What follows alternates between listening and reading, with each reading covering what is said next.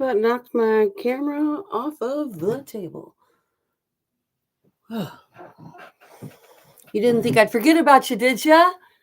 I'm just taking a late lunch today. This is when I could get away. Ah.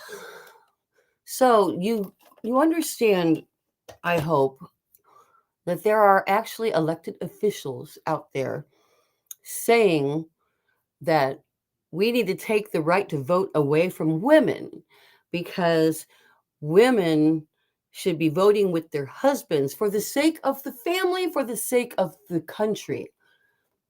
There's another elected official. I'm not going to name names because I'm not going to popularize any of these people.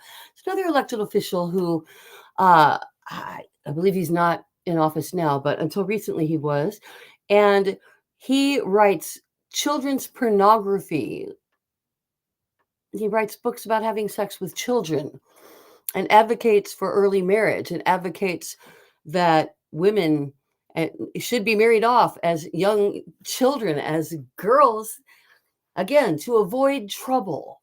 We're trouble. To the patriarchal world, we are trouble. At least we don't live in a country, most of us, where you can get sold for a cow or given to an old man at 14 years old, traded for a cow or a couple of goats. This is the world many people live in. I'm just in shock. You know, even at my age, growing up, I thought of the places where people were disparaged against as few and far between. And the older I got, of course, the more I realized, oh, that's the norm? That's the norm? How can this be? How can this be?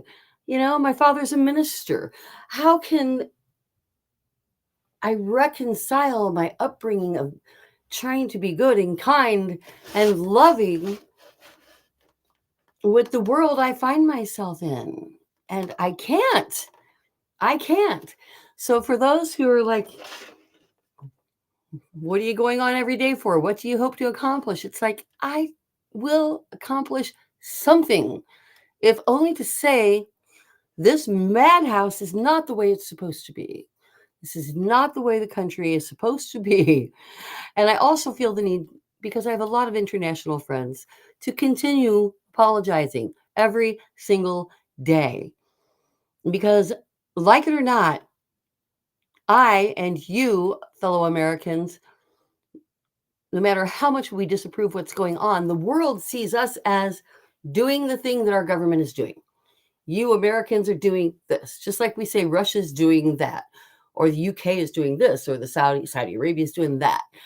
When really, most of the people are just trying to live a life, trying to eat and sleep and raise their children and love who they love and stay alive to the best of their ability in the happiest way possible. And that's what most people in every country are trying to do. And here we are in what's supposed to be what we love to keep claiming is the number one superpower in the world. And it's like, are we? Are we? I believe carrying a big stick. I too think it's important to carry a big stick because I know what bullies are like. I know that there are too many bullies in the world. And my own preacher dad said, it'd be lovely if everyone would just put down their weapons and sing Kumbaya. But you first. It's not going to be me. It's not going to be the United States. And every country feels the same way because we view each other as crazy. And we are right to do so. But again, back to the top, I'm referring to the people that run these countries.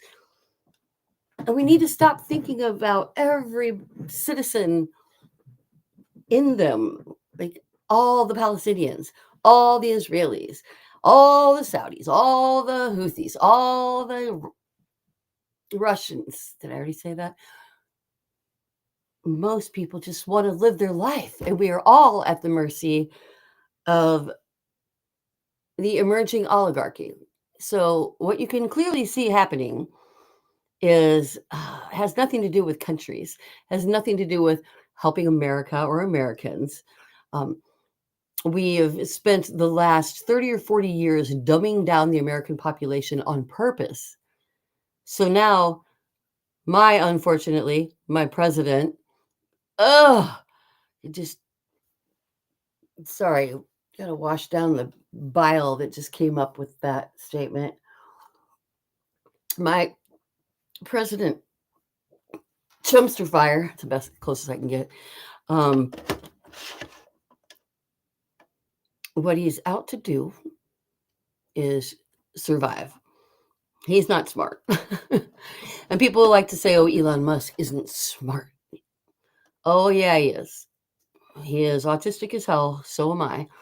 And I even understand, because part of me feels like if we've gotten this far in life and we still can't be treating women and girls with equal rights everywhere in the world, if we can still disparage against people, still have human trafficking and slavery and sexually abused children and all the things, sexually assault children, make that, call it assault, name of my book. That's the whole point. It's not abuse, it's assault. Rape is assault. That's the fast track on that. We do a whole series and podcasts on that. So here we are. I don't accept this. And I'm back here today to say it. And I'll be back here tomorrow to say it again. And I'll be back here Monday, if not over the weekend, because I do kind of like to try to have some semblance of a life with my husband over the weekend. Which semblance of a life now means like attending rallies, or because of my knee, I'm having to do virtual things. But I'm getting a new knee in May. That's good. Good here. If they don't pull my Medicare, that'd be bad, because I have Medicare. I went on disability after COVID. It does bad things to redheads, evidently. And I was left with bradycardia, which is slow heart rate, lymphocytic colitis, which you don't even want to know. Very not pleasant, like childbirth every day, just about. And then, of course, a broken knee due to stairs that didn't meet code. And then the person that I could have sued for that escaped home to Portugal. So what are you going to do, right? But new knee coming in May. I just want a world my children can live in. If I have nothing but my voice, that is what I will use. Okay. I'll say it again. My voice is my gun. My voice, your voice is your gun. It's your weapon. Your weapon, also your healing device, whatever, tricorder, whatever they use. No, that's the communication devices. The thing that heals. You know what? Here's the thing, my favorite thing that heals. Where's my sonic screwdriver? Yeah, I have a sonic screwdriver. Oh, I thought, there it is. Yeah, sonic screwdriver. This, I'm hoping, if I can ever figure out how to make it work, will fix all of our problems. Yep. Anybody watch Doctor Who know what a sonic screwdriver is? Oh, come on. It goes on. It's got like an on button. I need to put some batteries in that sucker. Oh, hear it? Trying to fix. Yep. Some of you think my brain needs fixed, so I'm attempting to do so. Mostly, I think that the assholes who love to come on here and, thank you, because you're helping push our movement forward. AOC, Birdie, me, and Liz, and others who are just going to keep it in the forefront of everyone's mind that being turned into peasants to fill the coffers of the king was not something we signed up for. It's not something that's ever been normalized. Taking over our government with no congressional oversight, even if it's the other side, even if, I mean, preferably everything's bipartisan when we do congressional oversight, but something. How is it that there are no rules. And that's the real problem. There are no rules. There are no rules. Oh, messing with my thing. TikTok, you're up here. TikTok, you used to be able to be on my Restream, which is the computer right below you there. So pardon the eye shifting. But I got bumped off of TikTok a week ago, and I don't know why. Numbers are rising. They say I'm in the 96th percentile of viewers for lives now. Viewers with similar audiences. And I'm like, cool. I'm not really watching the numbers, but they send me that stuff once in a while. I'm literally trying to save the world for my children. Literally trying to save the world for my children. I've got less in front of me than behind me, statistically speaking. And I love life, and I want to make it good for me too.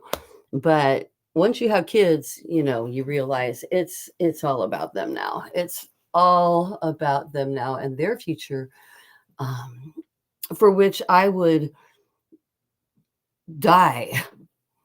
Literally, quite literally, I will die for my children's future. I don't want to have to, but I would. And I hope that we can come together and solve our problems before we have to start dying to try to protect our children's futures. I think the single most piece of goodwill that could be done right now would be, how about universal health care, right? Hell, you could probably make a Republican out of me if you'd give me universal health care. Okay, that's a lie.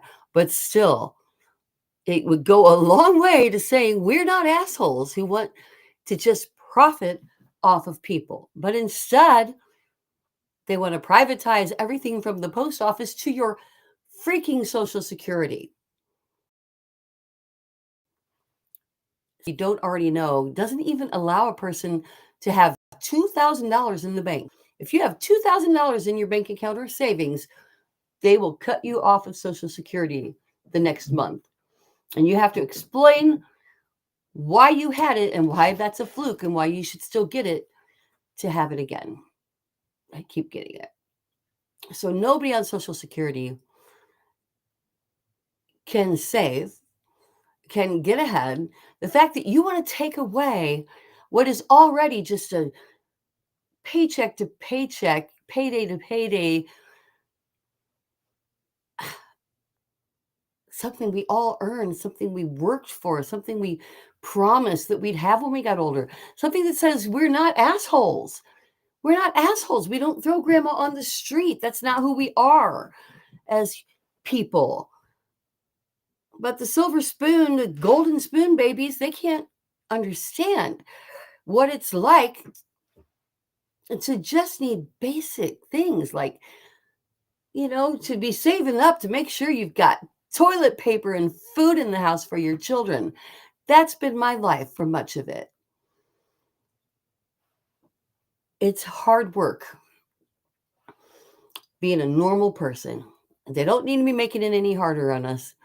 And for them to convince so many normal people that the GOP and MAGA has their actual interests at heart shows why we need standardized education. And that, yes, one thing we can all agree on both sides is that the educational system is broken.